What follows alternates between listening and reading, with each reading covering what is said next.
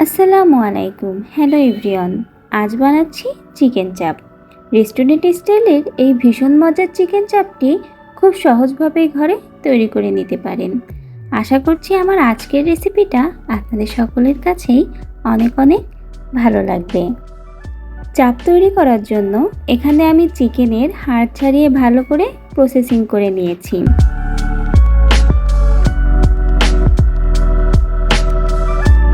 চিকেনের হাড় ছাড়িয়ে নেওয়ার পর মিট হ্যামার বা হাতের কাছে থাকা ভারী কোনো জিনিস দিয়ে হালকাভাবে থেতলে নিতে হবে, যাতে করে চিকেনের চারদিকটা খুব ভালো করে ছড়িয়ে যায়। চিকেনগুলো হালকাভাবে থেতলে নিলে মশলাগুলো ভালো করে চিকেনের মধ্যে ঢুকতে পারবে আর এটি খেতে ভীষণ জুসি হবে। এখন আমি চিকেনগুলো ম্যারিনেট করে নিব। এর জন্য একটা বোলে প্রথমেই আমি কিছু মশলা নিয়েছি।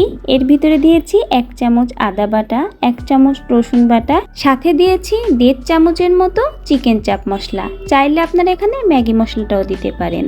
এখন দিব স্বাদ মতো লবণ, লাল শুকনা ঝালের গুঁড়া, ধনিয়া গুঁড়া, কিছুটা ভাজা এবং গরম মশলা একসাথে গুঁড়ি করে নিয়েছি। সাথে দিয়েছি 1/2 চামচের মতো স্বাদের জন্য চিনি এবং 1 চামচের মতো টমেটো সস। আপনারা আপনাদের চিকেনের কোয়ান্টিটি অনুযায়ী দিবেন। সব কিছু এখন খুব ভালো করে একসাথে মেখে নিতে হবে। মশলা খুব ভালো করে মাখা হয়ে গেলে এর ভিতরে এখন আমি একে একে চিকেনের পিসগুলো দিয়ে দিব।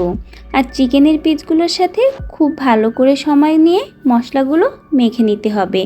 ভালো করে মেখে নিতে হবে যাতে করে চিকেনের ভেতর পর্যন্ত মশলাটা পৌঁছিয়ে যায় এবং 30 মিনিটের মতো রেস্টে রেখে দিতে হবে।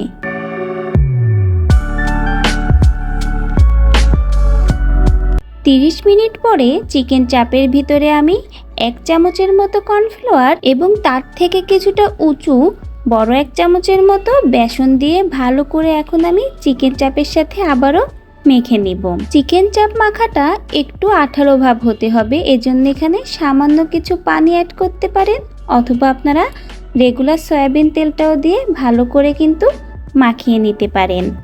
অনেকেই কিন্তু শুধুমাত্র বেসনেই কোট করে চিকেন চাপটা ভেজে নেন, সেক্ষেত্রে সহজেই বেসনটা পুড়ে যাবে। কিন্তু এভাবে যদি আপনারা বেসন এবং কর্নফ্লাওয়ার একসাথে মেখে ভাজেন তাহলে কিন্তু চাপটা খুব সহজে পুড়ে যাবে না এবং ভেতরটা খুবই জুসি হবে। ভাজার জন্য রেগুলার খাবার তেলটাই আমি গরম করে নিয়েছি। গরম তেলেই এখন চিকেন চাপ দিয়ে দিব। এখানে আমি 2 পিস করে চিকেন চাপ দিয়ে ভাজবো। আর এ সময় কিন্তু মিডিয়াম লোতে রেখে ভাজতে হবে। 2 মিনিট পর পর আমি এক সাইড উল্টিয়ে ভেজে নিব। এরকম ক্রমাগত 2 মিনিট পর পর চাপটা উল্টিয়ে দিতে হবে। আর এটা ভাজতে আমার 14 থেকে 15 মিনিটের মতো লেগেছিল। আর খুব সুন্দরভাবে একটা কালার আসা পর্যন্ত আমি ভেজে নিয়েছি। আর এভাবেই কিন্তু আমি সকল চাপগুলো ভেজে নিয়েছি। আর দেখতেই পাচ্ছেন চিকেন চাপটার কালার কতটা সুন্দর এসেছে। খুবই সফট ও জুসি এই চিকেন চপের রেসিপিটা কিন্তু খুব সহজেই বাসায় তৈরি করে দেখতে পারেন। আশা করছি আমার আজকের চিকেন চপের রেসিপিটা আপনাদের সকলের কাছেই অনেক ভালো লেগেছে। অবশ্যই ভিডিওটা লাইক, কমেন্ট ও শেয়ার করে দেবেন এবং চ্যানেলটিকে সাবস্ক্রাইব করার অনুরোধ রইল। ভিডিওটা এতটা সময় নিয়ে দেখার জন্য সকল বন্ধুদের জানাচ্ছি অসংখ্য ধন্যবাদ।